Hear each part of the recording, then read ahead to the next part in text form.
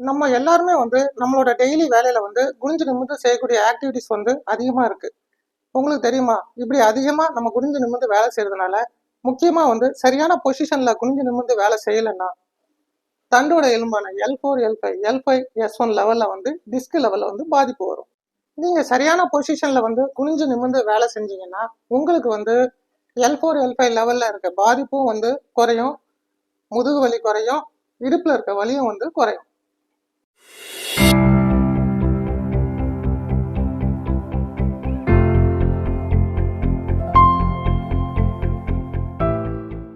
Hello everyone, நான் Yesudas, physiotherapist, Tiruvannamalai. இந்த வீடியோல வந்து பாத்தீங்கன்னா உங்களோட முட்டியை பயன்படுத்தி உங்களுக்கு வந்து இருக்கிற டிஸ்க் பிரச்சனையும் முதுகு வலியும் வந்து எப்படி குறைக்கலாம், அதே போல நீங்க செய்யற வேலையினால உங்களுக்கு டிஸ்க் பிரச்சனை வராம எப்படி தவிர்க்கலாங்கிறத பத்தி நான் சொல்றேன். நம்ம முட்டியை பயன்படுத்தி மண்டியிட்டபடி உட்காரதுக்கோ குனியறதுக்கோ வந்து நமக்கு 2 விதமான எலும்புகளோட பயன்பாடு வந்து முக்கியமா தேவைப்படுது. முக்கியமா வந்து இந்த இடுப்பெலும்பு, அதுக்கப்புறம் இந்த தண்டோட எலும்பான L4, L5, L5, S1 இந்த லெவல் எலும்பும் இந்த லெவல் எலும்பும் தான் வந்து பயன்படுது. இந்த மூமெண்ட்டும் பெல்விக் மூமெண்ட்டும் லம்பார் மூமெண்ட்டும் தான் வந்து ரொம்ப முக்கியம். இந்த 2 மூமெண்ட்டும் தான் வந்து நம்ம என்ன சொல்றோம்னா லம்போ பெல்விக் ரிதம் அப்படின்னு சொல்றோம். இந்த மூமெண்ட், அதாவது இதை பயன்படுத்தி குனியது வந்து பாத்தீங்கன்னா 45 டிகிரி, 60 டிகிரி, ஏன் 90 டிகிரி வரைக்கும் கூட குனிஞ்சு வேலை செய்யறாங்க.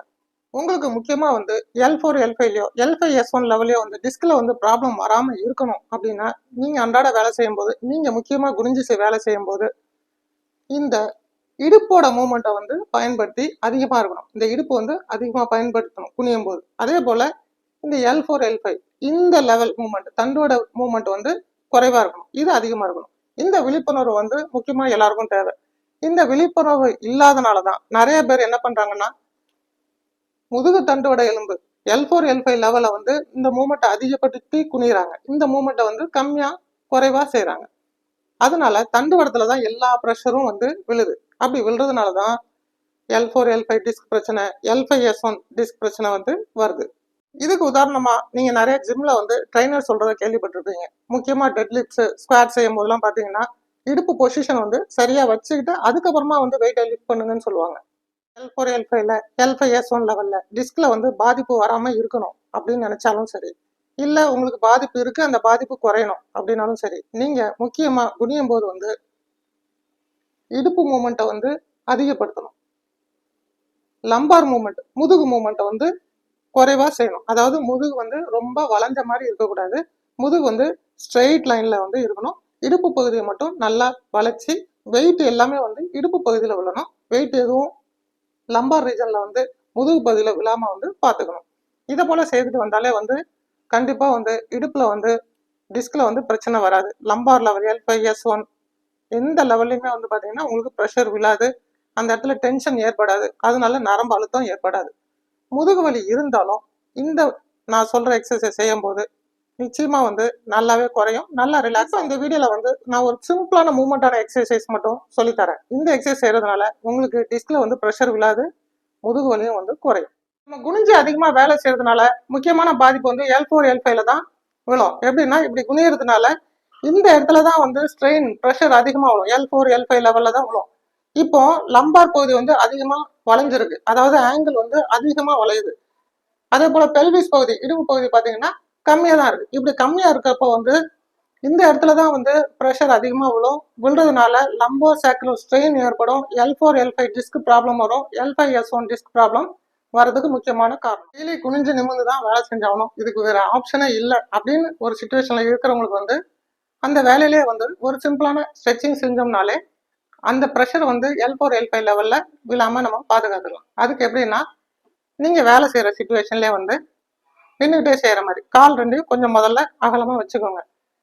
இடுப்பு பகுதியை லைட்டா பின்னாடி தள்ளிக்கோங்க, பெல்விஸ்ன்னு சொல்லுவோம். தள்ளிட்டு 2 முட்டையும் கொஞ்சம் மடக்குங்க. மடக்கிட்டு கை ரெண்டையும் அதுல சப்போர்ட் பண்ணிக்கோங்க.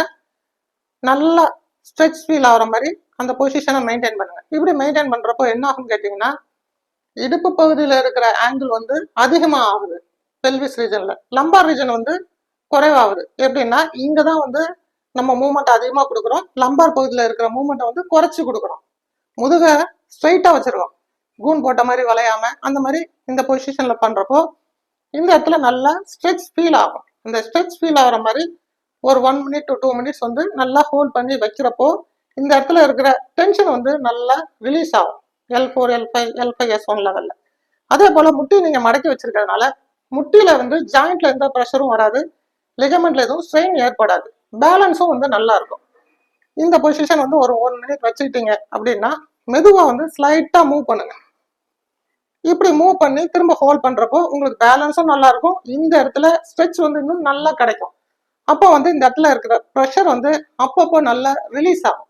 இது வந்து ஒரு 2 மினிட்ஸ் ஹோல்ட் பண்ணி ரிலாக்ஸ் பண்ணிட்டு மெதுவா வந்து பின்னாடி வந்துட்டு முட்டியை கொஞ்சம் முன்னாடி தள்ளி இப்படி ஸ்ட்ரைட்டா வந்து எந்திரிக்கணும். இப்படி செய்யும் போது தான் வந்து பாத்தீங்கன்னா உங்களுக்கு மேஜர் மூவ்மெண்ட் வந்து எல்லாமே வந்து பெல்விஸ்ல வரும், இடுப்பு பகுதியில. லம்பார் லெவல் L4, L5 லெவல்ல வந்து விழாது. அப்போ என்ன ஆகும்னு கேட்டீங்கன்னா நமக்கு ஸ்ட்ரெயின் வந்து லம்பார் ரீஜன்ல விழாம இருந்தாலே வந்து டிஸ்க் ப்ராப்ளம் வந்து வராது. இதுல நான் சொன்ன எக்ஸசைஸ் வந்து எல்லாரும் செய்யுங்க, குனிஞ்சு வேலை செய்யற எல்லாருமே செய்யுங்க. நிச்சயமா வந்து உங்களுக்கு டிஸ்க் பிரச்சனை வராம நீங்க பாதுகாத்துக்கலாம். இன்கேஸ் உங்களுக்கு வந்து சயாட்டிகா நரம்பு பாதிக்கப்பட்டு அதிகமான வலி இருக்கு, நிக்க கூட முடியல, நடக்கவே முடியல, தூங்கும்போது ரொம்ப வலி இருக்கு, டிஸ்க் கிழிஞ்சு வெளியே வந்து நரம்பு அழுத்தி இருக்கு, L5S1 லெவலையும் ஜவ்வு கிழிஞ்சு வெளியே வந்திருக்கு, அந்த மாதிரி ரொம்ப சிவியரா இருக்கு அப்படின்னா இந்த எக்ஸசைஸ் வந்து உங்களுக்கு பயன்படாது. அதுக்கு வந்து சில செப்பரேட்டான எக்ஸசைஸ் வந்து எங்களோட வீடியோஸ்ல நாங்கள் போட்டிருக்கோம். மேலும் வலி வந்து எந்த எக்ஸசைஸ் செஞ்சும் வலி குறையல அப்படின்னா இது என்னோட வாட்ஸ்அப் நம்பர் தான். என்னோட நம்பருக்கு உங்களோட ரிப்போர்ட்ஸ் அனுப்புங்க, எங்ககிட்ட அப்பாயின்மெண்ட்ஸ் கன்ஃபார்ம் பண்ணிட்டு வாங்க. நாங்கள் ஸ்பைனல் ப்ராப்ளத்துக்குனே சொல்லி ஸ்பெஷலாக ஃபிசியோதெரப்பியில் நிறைய ட்ரீட்மெண்ட்ஸ் வச்சுருக்கோம். அது மூலியமாக பெயினை கம்ப்ளீட்டாக குறைச்சிட்டு அதுக்கப்புறம் பெயின் வராமல் இருக்கிறதுக்கும் வந்து முக்கியமாக சில எக்ஸசைஸ் வந்து அதுக்கப்புறம் சொல்லி தருவோம். தேங்க்யூ.